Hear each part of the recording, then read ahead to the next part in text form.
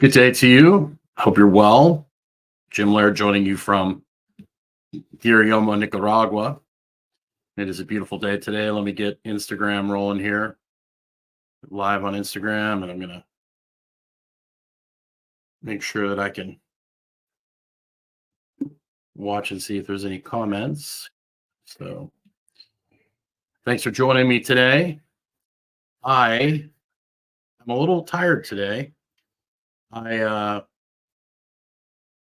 got contacted yesterday by a friend, a client from Lexington that I used to train, contacted me and let me know they were in San Juan desur, which is about an hour and a half from here. It's a beach town. It's more of a touristy town. I've been wanting to visit there for a while. Haven't been there yet. He contacted me, and so I decided to run down there last night after I was done with all my calls. Got down there, hung out. It's good to see him. Met some of his friends that were there. One of his friends owns a local coffee shop there in San Juan desur. They had an extra bedroom, so I crashed overnight because I don't like driving in the dark here. And my nose is a little red today. I got hit by had my visor up on my bike, and I got hit by something, a rock or a bug or something smacked me in the nose while I was riding down the road. So my nose is a little red, swollen today. So it was great to catch up with him. It was great and then this morning at 5 a.m., I got up and ran back.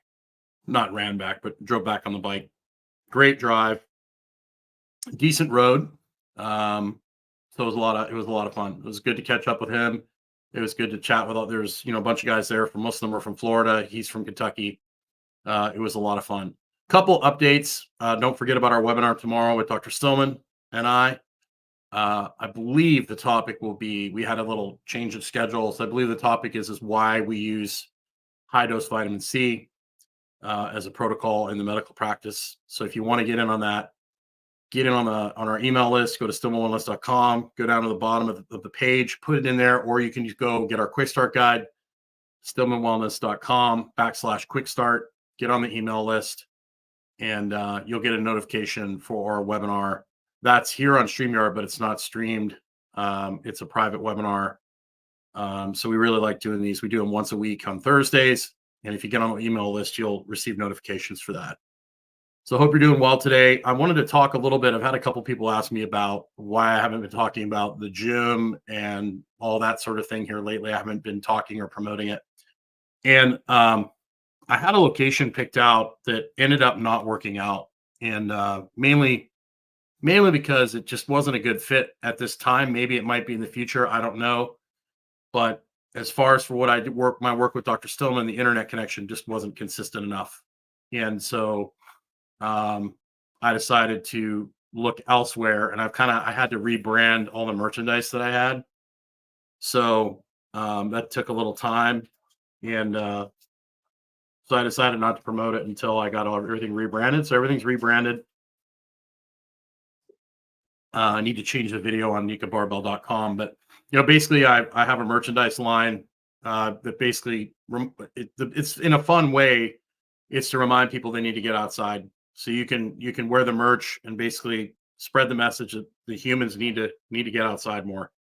And then you can also help raise money for when I decide where I'm going to build my gym. I can build it.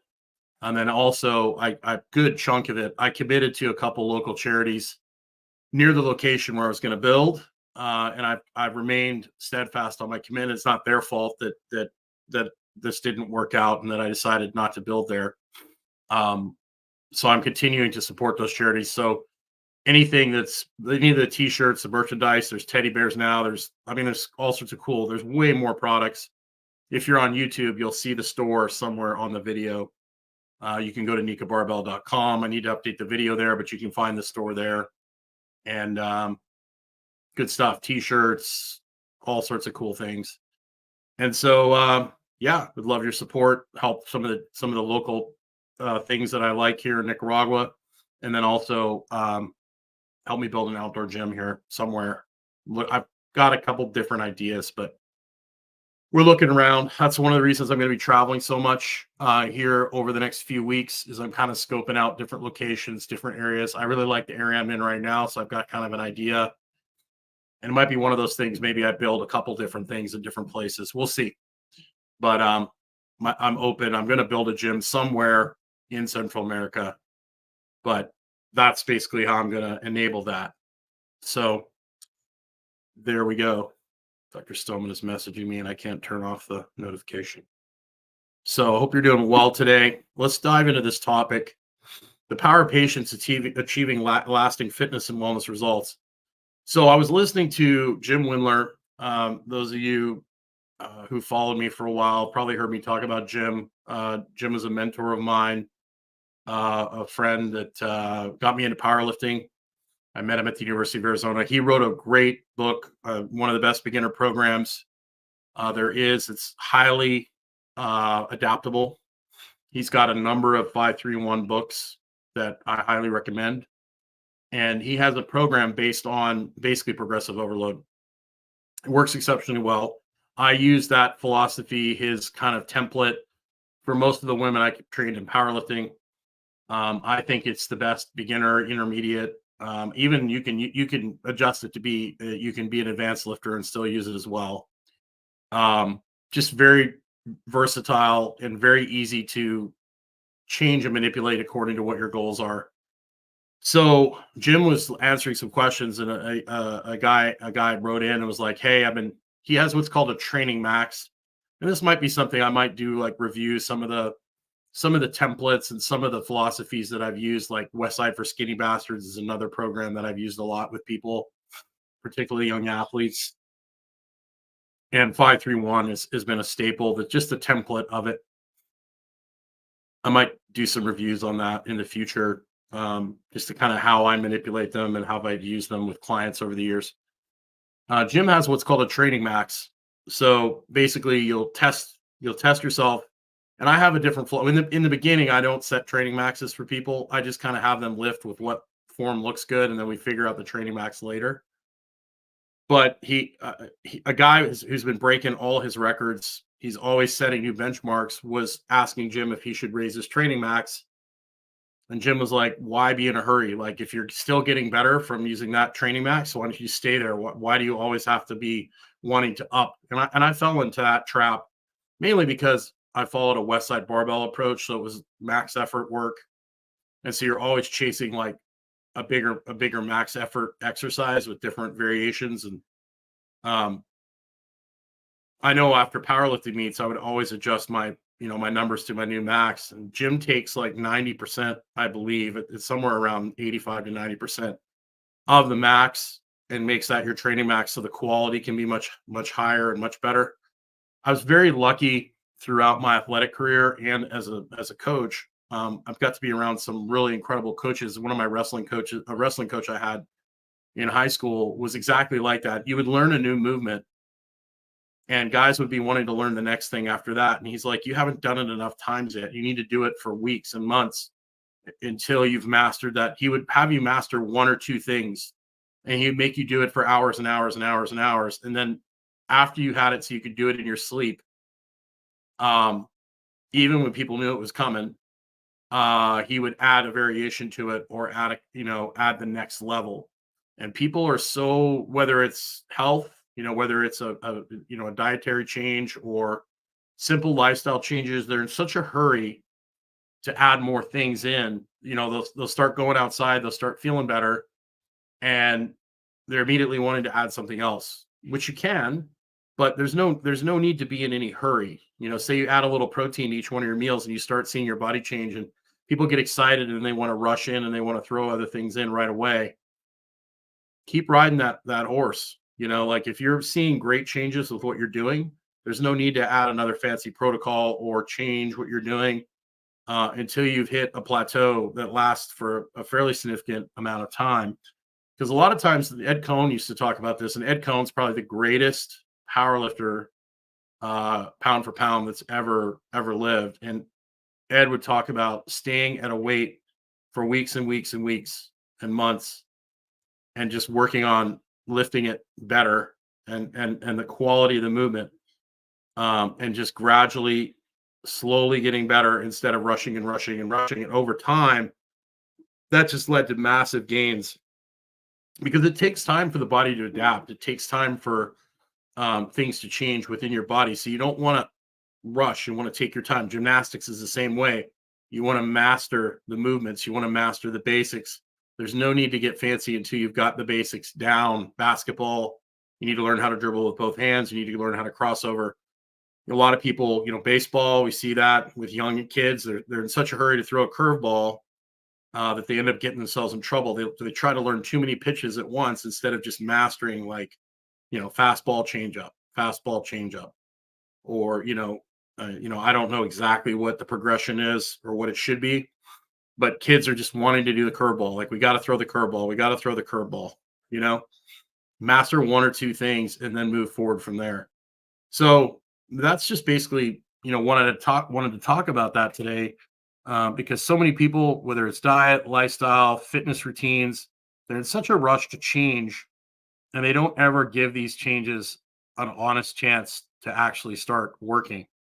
And then they constantly jump from program to program to program. I've seen people, they're doing, 5-3-1 one week, then they're switching to West Side for the next 2 weeks, and that didn't work. So we're going to dog crap training, and then we're doing Mike Menser, and then we're back to high volume German training. I can't remember the exact name of it, but they're switching programs all the time. And I kind of fell into that as well in my younger days. And a lot of the big increases I had in lifting was efficiency and technique. It wasn't necessarily strength. So a lot of times, learning how to do things more efficiently ends up being just as effective as getting stronger, so to speak. I was so lucky. I got to watch Charlie Francis, the great track coach, and he would simplify things so much. He would make guys slow down and learn how to relax, and they would do the same drill over and over and over again until it was just flawless. And he would let them stay there for a while, and then he would add the next thing. Instead of trying to speed them along, he would slow guys down, take your time, and work through the process. And I think that is lost today. Most things that are going to happen, unless you're extremely gifted, are going to take time to develop. And even people that are extremely gifted, Michael Jordan talked about, I can't remember. It was Bill Walton asked him, like, what kind of stuff are you doing to, like, work on and practice all these fancy moves? And he's like, my obsession with the basics and the fundamentals is what allows me to do all these fancy things. So something for you to think about today. If you decide to change something up or make a change, make one or two changes and stick to it.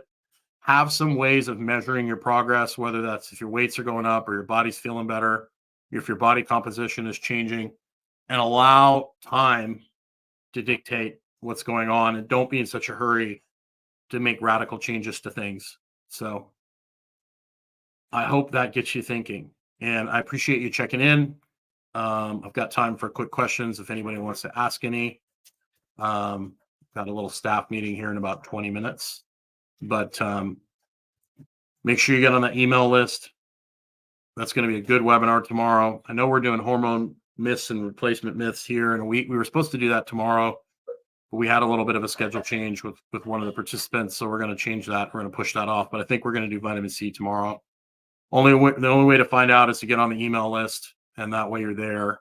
And then, of course, we've got our Monday live that Dr. Stillman and I do at 10 a.m. Eastern. And, if you need any additional help, the Quick Start Guide's great. It gives you our top 5 fundamental habits, essentially a way to get started. You can go to www.stillmanwellness.com/quickstart. We'd love to get you in the membership. We have a membership, which is like $1 a day. And we've added an onboarding call with me for 15 minutes so I can kind of explain basically what's in the program and how you can get the most out of it. Tina, thank you for the feedback. It's a solid cat. Tina says, I understand the patience thing and moving from program to program in the past. Guilty. Yes, I think we've all been guilty of that. I know I have, chasing shiny objects and not allowing time for the process to take place. And so, and a lot of people, they'll see progress, but they they lose patience. And a lot of people, they just don't understand the body can only change so rapidly, and particularly with weightlifting, it takes time for tendons and joints and structure to adapt. And so it's always better to slow cook things, and that way you don't end up in big trouble. So hope you guys have a great day today. I look forward to seeing you here tomorrow. And make sure you take the time to get outside. Super important. Take care.